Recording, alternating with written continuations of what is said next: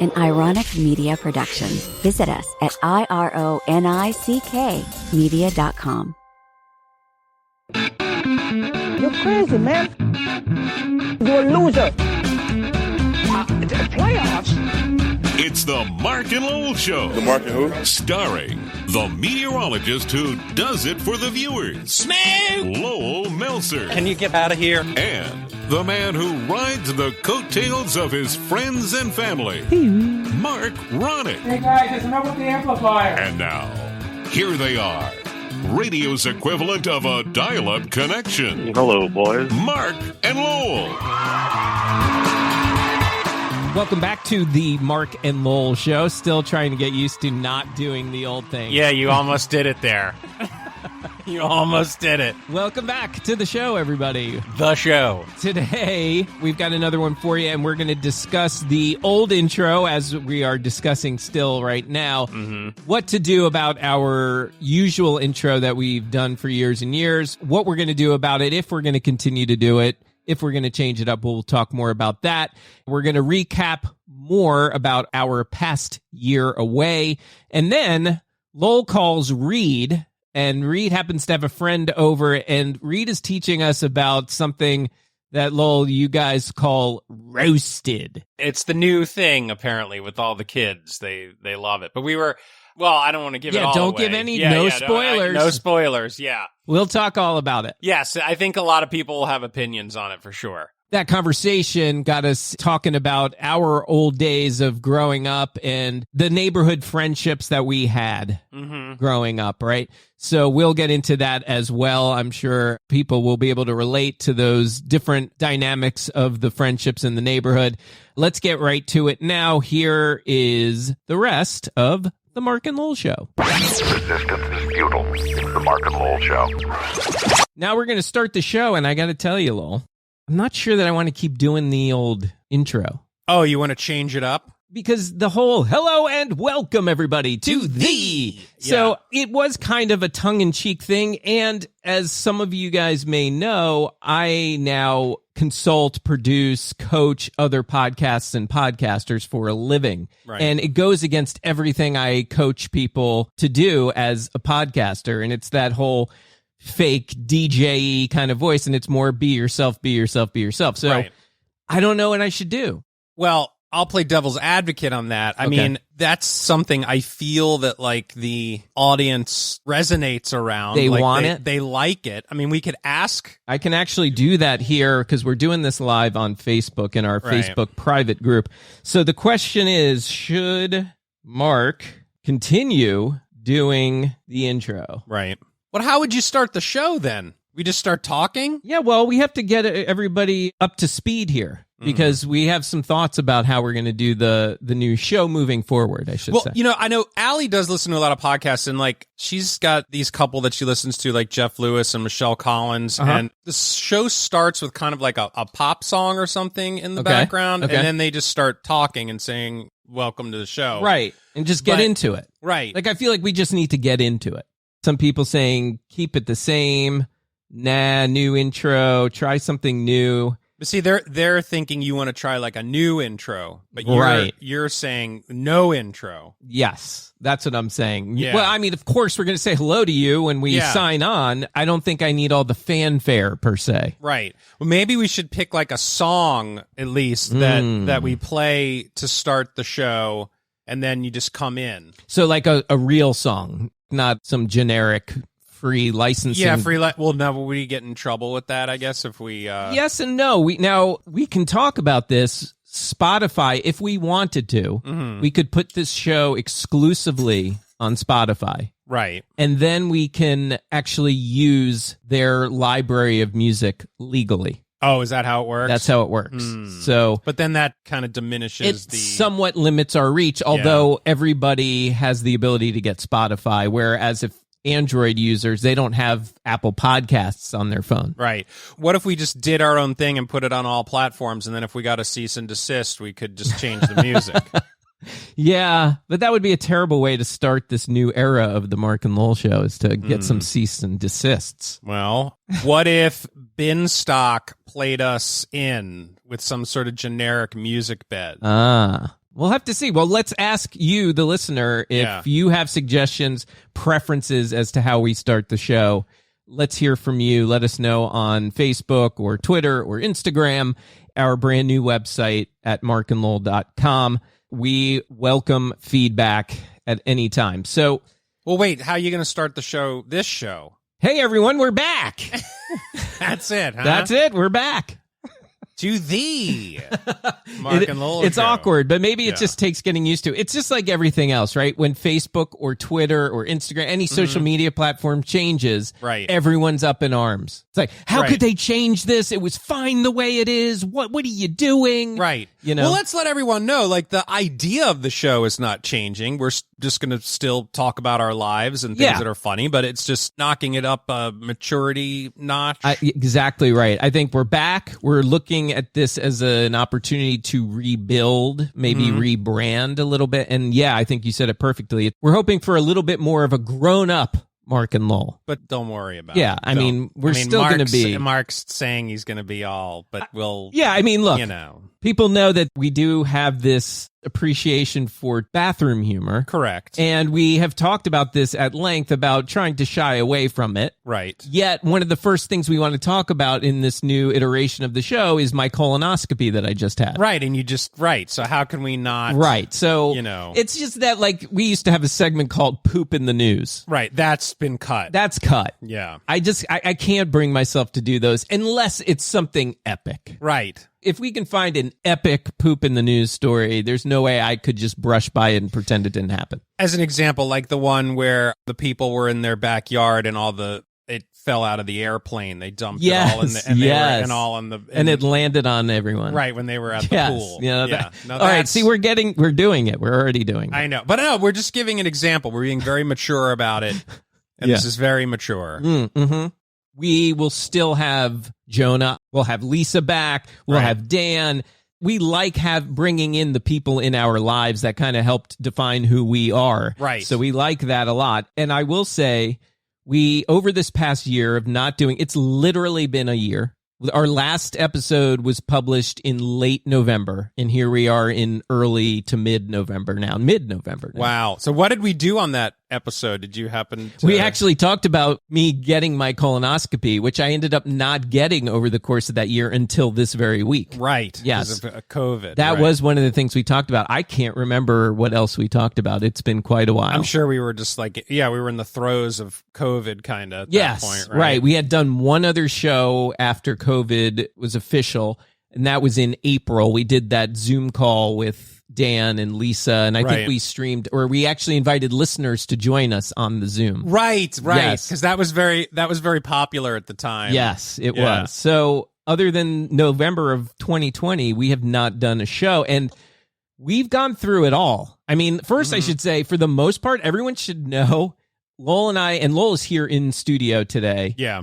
Lowell and I really, when you think about this past year, you really haven't caught up very much over this past year. No, I mean, and frankly, there hasn't been much to really talk about, right? True, yes, in some cases there hasn't, because it's been that mundane pandemic thing. Right. But then again, there's been plenty that's gone on. I mean, look, you've gotten into CrossFit. Yeah, I was just sick. And you look great. Thank you. I turned to Allie one day and I said, listen, I got to do something. Yeah. None of my pants fit. We had a good run with this eating and drinking every day and feeling sorry for ourselves and the pandemic. And that was hard on you guys. So, I mean, I know we're still in it, and it's a little more open now where you're not locked in your house with your two young ones. Right. Yeah. Well, the good thing actually about the pandemic, for the kids at least, is that there's other kids in the neighborhood, and they were kind of in their own bubble. So the kids, throughout the pandemic, the kids all played with each other outside. What do you think would have happened to us growing up? Because we were friends in high school, and if the pandemic happened, do you think we would have seen each other? Or do you think our parents would have been like, no, you guys aren't allowed? You know what? I think they would have let us. I think so. Maybe not at first, but I think we would have worn them down. Right. I think we could have figured out a way, like whether we get together and wear masks or something. And then not really wear masks. Right. And do walking around and do more rapping. Kids. And all that stuff in the basement. Yeah. And then we probably would have gotten it and, Yeah, right. Your kids had a base of kids. They to did, play and with. we took them out of public school and put them into private school. This is their second year, but now we've made the decision now that the kids can get vaccinated and everything like that. And Yeah. it seems like in our area, the public school has their act together. We're going to send them back to the public school. Oh, you next are? year. Yeah, Okay. next year. How do Yeah. they feel about that? Because that's always a big They're change. fine. Things are getting a little at the private school. Oh, okay. So Reid is like his father. It is just amazing how history repeats itself. And I know you can probably relate to this too. Yeah. He's a jokester, Mm-hmm. and he likes to joke with a lot of kids, and 3/4 of the kids in his class do not get it at all. Okay. Are you at liberty to say what kind of jokester stuff he's They doing? do. They have. This is the thing that they do. Okay. You could say to me, I'm trying to think of how they do this. You could say to me, "Don't be." I'm trying to think of how they do this because I'm trying to think of a good thing to say. Basically, you could say to me, like if we were in class, like you said something like, I can't, or I'm trying to think how that, yeah. I can't think of how they do this, but it's called roasting. All right. It's called roasting. Okay. So they basically, like, a kid will say something and then like they'll say, I got to get Reid on the phone. Yeah. You want to get Reid on the phone? Yeah, let me get Reid on the phone. Okay, we're going to get Reid on the phone because Hang on. you're crashing and burning. I'm It's been a crashing little and while. burning. Yeah. Lowell, dialing the Are you house. there? Yeah. Hey, can you put Reid on the phone? I want to ask him if he can do a roasting. Explain a roasting. Okay, well, actually, he's down in the basement, and his friends were just talking about it, and Ethan was trying to tell him how he's a little off. Oh.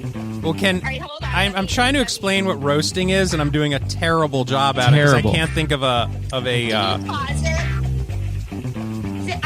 Mr. Wait. Lowell wants to ask Reid about roasting, and maybe you guys can figure this out. Here. Daddy wants to talk It's to very you. exciting. Yes. Okay, here. What? Reid, What? you're on the air. Hi, Reid. Or did you hear Uncle Markle? Yeah? Okay.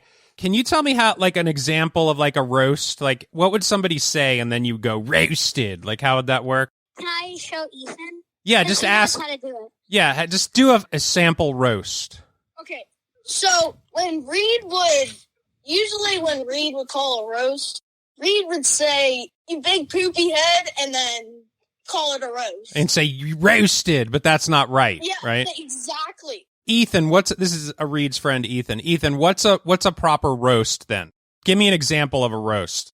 Usually I'd go with the regular yo mama joke where you'd say something to your friends that aren't actually insulting them, just to be fun with them. Mm-hmm. Like, one of mine that I use is, "Your mom is so ugly, she's the reason they turn off the lights in the movie theater." Oh. And then you go roasted. No.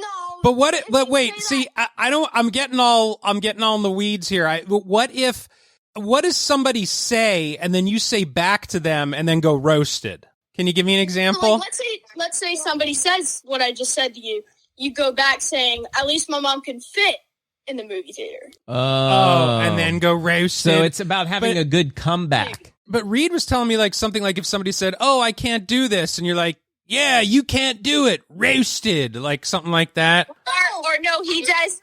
He'll say, "Mom, you have a squashy butt," and then I'll be like, "What?" And then I'll say, "Roasted." Right. Okay. Got it. I don't know. I got it. Did this derail? And then say it's a way for Reid to insult people, and then take it say- back. If he says roasted, Yeah. then Then it's not Right. so bad. Yeah. yeah, Right. he's like, "I'm just getting you. There's a zinger." You're Right. I was trying to figure out because, like, I was like, I have to go make a duty. And then Reid will go, "You are a duty. Roasted." roasted. Yeah. Right. Thanks for the show title, by the way. Yeah. That's a good one. That's actually a good Yeah. one. Right. Oh, okay. So that's a good one. That's a good All right, one. so So Reid, it took me that's the forever to response. figure that out. Yeah. All right. I was explaining that on the Oh, show. it's funny. Right before you called, tell Markle they were watching the Obi-Wan Oh, Obi-Wan Kenobi. Trailer? trailer. Yeah. Oh, on yeah. It's going to be Disney. so good. So good. Yeah. All right. I We're didn't know they were bringing back that Hayden Christensen. Yeah, they're bringing back Darth Vader, Anakin Skywalker, baby. It's going to be a whole thing. I hear there's even going to be a duel. They're going to fight each other again. Oh. Yeah. Very nice. Yep. Roasted. All right. We'll see you later. I love you. I love you. Bye.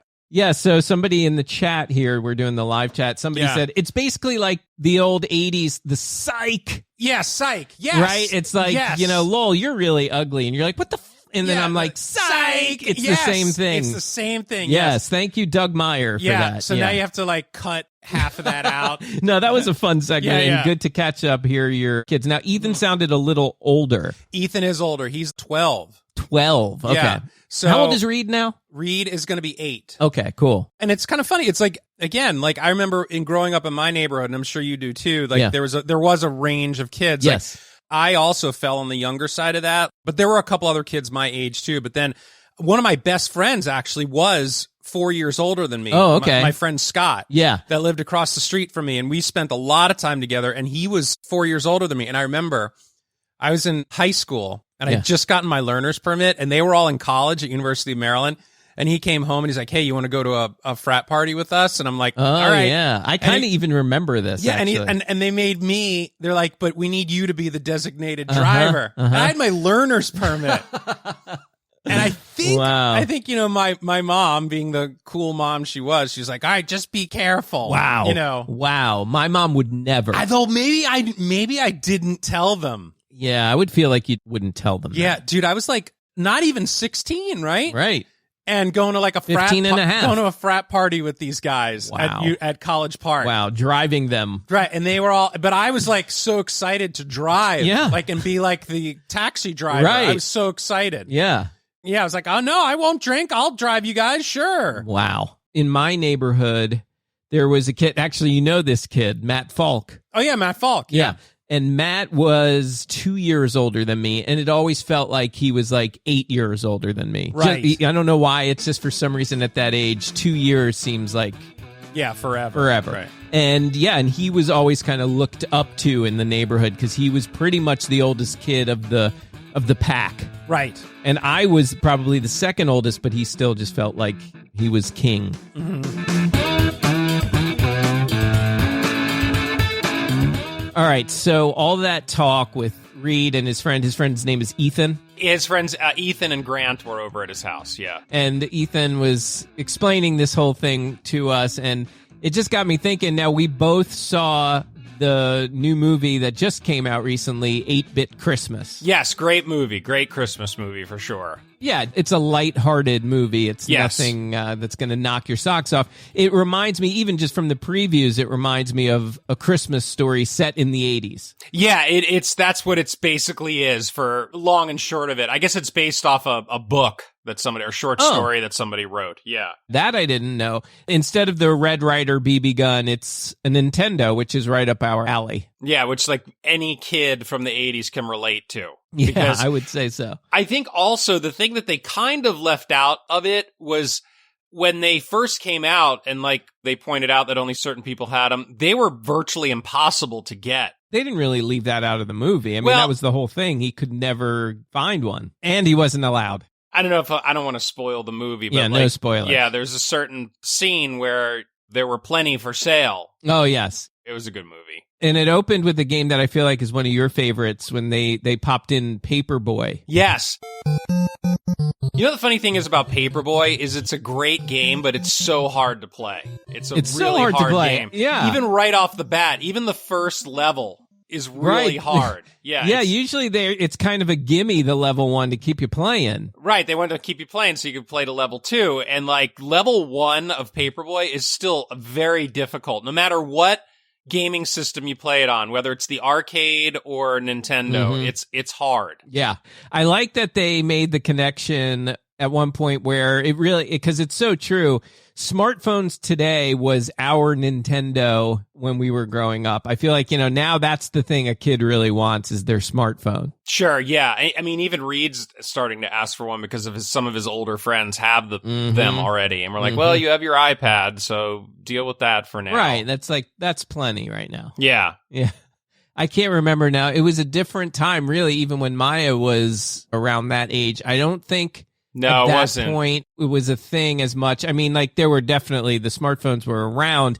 The kids weren't using them as much as they are now at younger ages. Correct. I liked how they were joking around. People used to get the name Nintendo wrong all the time, and they were doing that throughout the movie. Nintendo was a big one. Yes, Nintendo. Yes, I did appreciate that too. It was pretty accurate. It was a pretty accurate depiction of the 80s for sure. They had it down with that in that video game culture for sure. You know, I never know whether or not I like or dislike Neil Patrick Harris. I mean, he's harmless. Yeah. Like, he's fine. I like him. Yeah. I think he's a good actor, and he's the way he acts. He always has a reply to everything. I think he's good. Yeah, I like him. I have to go back and watch the old Doogie Howsers. I want to see what he was like back. I don't remember anymore what he was like back I'm then. sure he was totally different on the Doogie, but Yeah. maybe not. I don't know because he had to play that whiz kid. All right, well, we want to know, what was your ultimate holiday gift that you begged for growing up? Was it a Nintendo? Was it something else? We'll post this question on social media, so please go over there, look for that question, share your pictures and your stories, those gifts that you sought out during the holidays. We would love to hear it. And also, let us know, did you get it? Because that's always a big bonus of the story. You kind of got to know that. You know what? I was thinking about that too because I was explaining to Reid how I wanted a Nintendo so badly. And he's like, well, did you ever get it? I'm like, yeah, I did. He's like, well, how did you get it? I don't know if I got it as a gift. I don't know if I bought it myself with money from working. Right. I cannot remember. I've got to think, usually the video game systems I got as a gift, like a birthday gift or a holiday gift. Yeah, but the thing was, when Nintendo came out, we were not 8 years old. We were teenagers when Nintendo came out. I don't know if I worked for it and just bought it myself or if I did get it for Hanukkah. I cannot, and I'll never know. I can't remember. Yeah, there's no way my parents will remember that. Yeah. All right, yeah, so let us know. We'll post it on there. And in the meantime, we will be back soon with an all-new episode of The Mark and Lowell Show. Bye-bye.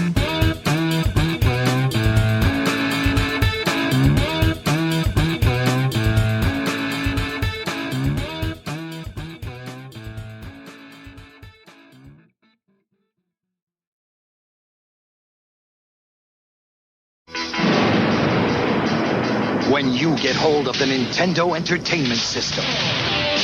When you master Rob the Video Robot and meet the challenge of Gyromite. When you shoot the light-sensing Zapper. When you play the system with the most arcade hits, you're playing with power. The Nintendo Entertainment System. Now you're playing with power. You are playing with power. Punch-Out by Nintendo. Play with power. 11 world-class contenders. Take them down with your controller, beat them all, and you've got a shot at Tyson's title. Power. But for that, you've got to beat Mike Tyson.